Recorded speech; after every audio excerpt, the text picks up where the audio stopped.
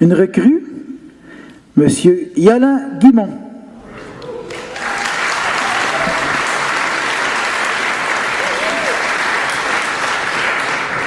Bien le bonjour. Vous m'entendez comme ça? On reste proche comme ça? OK. Donc, à la fin des années 60, dans ma famille, c'est moi qui est le plus petit. On comprend bien. Aujourd'hui, c'est plus ça, mais à la fin des années 60, c'est moi le plus petit. On est 4 enfants chez nous. Et mes parents ont le coq d'or. Puis, on a appris assez jeunes, nous autres, à travailler puis à aimer le travail. Parce qu'au coq d'or, ça roule en tabarnak. Mon père a agrandi le coq d'or. Hein. Il y a une salle à manger, une grande cuisine, un sous-sol en bas. Puis ça roule, il y a du monde, c'est effrayant. Il y a de la construction, hein, la centrale nucléaire, l'usine Laprade d'eau lourde. Oui, il faisait de l'eau lourde, c'est pas une menterie, là. Ça n'a pas marché, mais en tout cas. Donc, le restaurant, ça roule au fond. Puis nous autres, pour aider, le samedi matin, on fait des patates. On fait des patates pour la semaine. Puis des fois, quand il y a trop de monde, il faut recommencer le mercredi, le jeudi. Mais les patates, écoute, depuis l'agrandissement des patates, on a une machine pour éplucher les patates. Ça, c'est l'avantage, parce qu'avant ça, on faisait tout ça à mitaine. Là, c'est une grosse machine avec des cuves qui râpent les patates, c'est pour rien. Il faut être vite à la switch pour l'arrêter, parce que les patates deviennent des patates gros lots.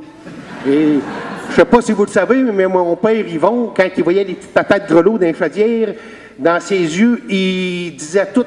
Il parlait pas, mais on comprenait que c'était pas bonne affaire, tu sais. Fait qu'on faisait une dizaine de poches de patates, une dizaine de chaudières de patates, 100 livres de patates rondes, puis on faisait 100 livres de patates, patates frites, des patates frites carrées, puis des patates ondulées. Ça, pour faire des patates frites, là, c'était la tranche, là, tu sais, qu'on levait la grosse tranche, on mettait les patates, on descendait ça. Donc, pour les patates frites carrées, ça allait bien. Pour les patates ondulées, là, c'est des tranches droites ondulées.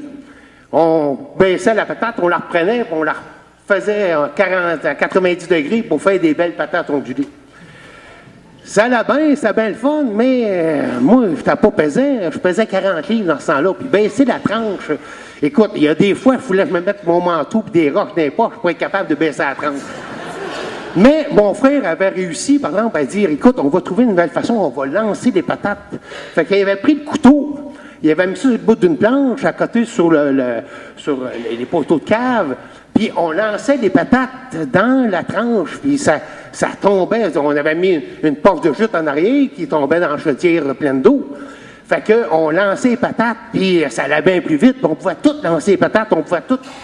On sauvait du temps, puis c'était plaisant à travailler. On a appris à aimer à travailler, nous autres.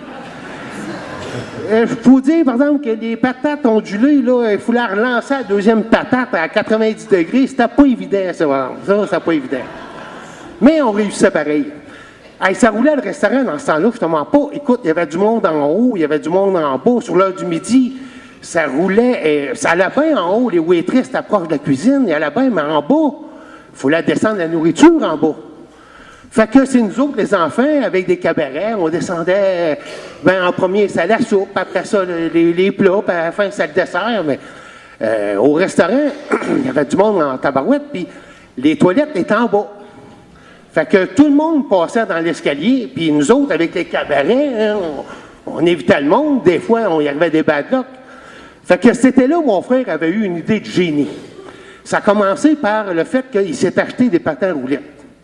En 1970, là, des patins à roulettes, je ne sais pas si vous vous souvenez, là, mais c'est 2 roues de métal en avant, 2 roues de métal en arrière, puis c'est des clips. Là. Ils appellent ça une attache universelle. Là. Quand tu twists là, la clé, là, ça resserre sa semelle. Bien, ces patins-là, ça fitait parfait dans une traque de porte de garage. Fait qu'on avait coupé une botte, on avait vissé un cabaret sur sur la semelle, on avait mis la semelle, le cabaret dans la traque, puis moi, j'étais en haut, puis je poussais le cabaret, puis ça descendait en bas. Ça allait bien plus vite, puis on sauvait de la place. En bas, par exemple, il fallait pogner le cabaret au vol, hein, parce que avec le temps, on s'est rendu compte que quand on avait fait un 90 degrés, puis ça remontait, on évitait d'avoir des gouttes, puis d'en voler du partout.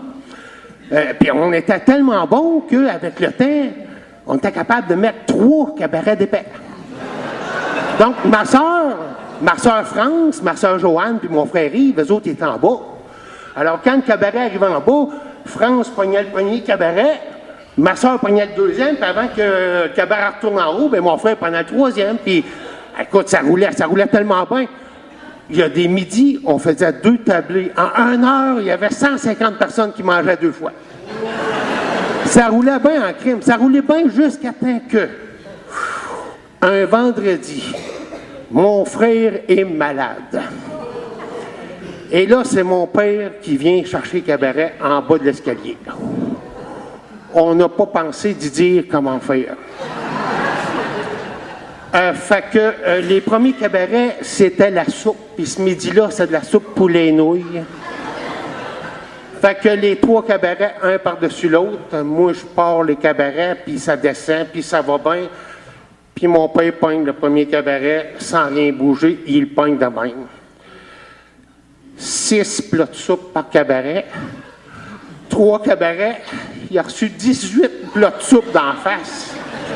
Les nouilles, le poulet dans les cheveux, partout.